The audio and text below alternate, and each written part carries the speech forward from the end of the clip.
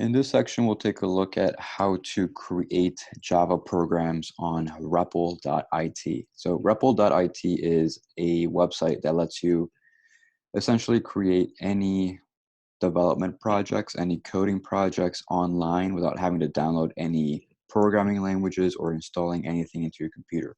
So to start up, go ahead and open up a internet browser. It can be Chrome, Mozilla Firefox, whatever you're most comfortable with, and then Google REPL. And it should be the first result that comes up. So Repl.it is the website we're looking for.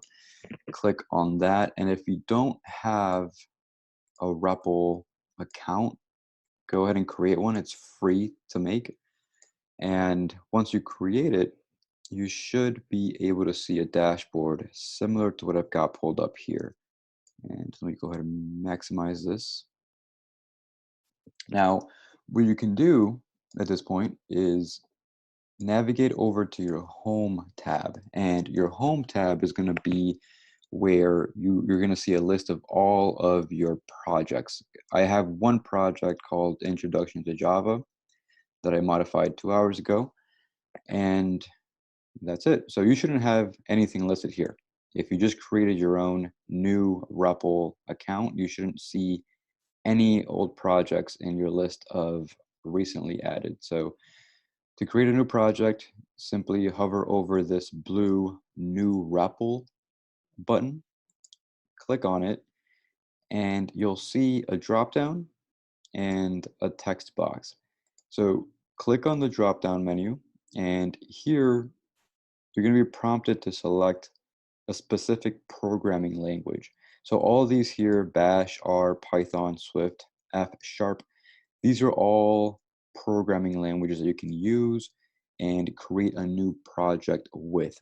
In this case, we're going to select Java because we want to create a new Java project. And here in this text box, all you need to do is assign your new project a name. And this can be whatever you want to call it. It doesn't matter what it is. I'm going to call it my example project. But again, you can name it whatever you want. Now, once you have that typed in, click on Create REPL, and that will create a new project for you. And give it a few seconds to load up. Now, what do we have here? So we have an area here in white, which is our code text area. So this is essentially where you'll be able to write out your code. So anywhere along this upper half section of your screen will be a section or the section where you can write out any code. And we'll do that in a few minutes. Down here, you have what's called your console, and that's just this whole dark blue area here. And so the difference between your text edit area and your console is your console is simply going to output whatever your code is running. So if you write out some code in your edit text area and you run it, what you'll see is the code outputting here.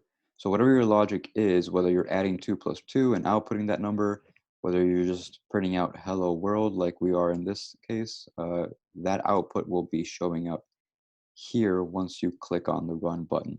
And so it's currently running. The first time you run it, it'll take a little longer. But here it is. Here is our output. And as of right now, don't worry about what line 1 or line 2 do. These are slightly more advanced topics in Java that we'll cover in later sessions. Right now, just focus on line 3 and the fact that we're printing something out onto the console. Okay, we're writing code in line 3 that will simply print out down here. And what's being printed out is simply whatever we have in between these two quotation marks. So if I changed this hello world to say today is Friday, and I click on run, my output should be this here. And let's wait and verify.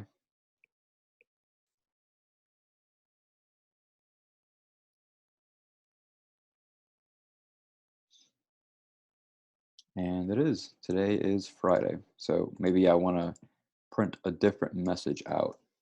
Let's say different message and run that. My output should be this here. Let's just wait and verify that. And it is. Okay, so again, don't worry about what class main means or what it does. Don't worry about what public static void main and all this junk in here is.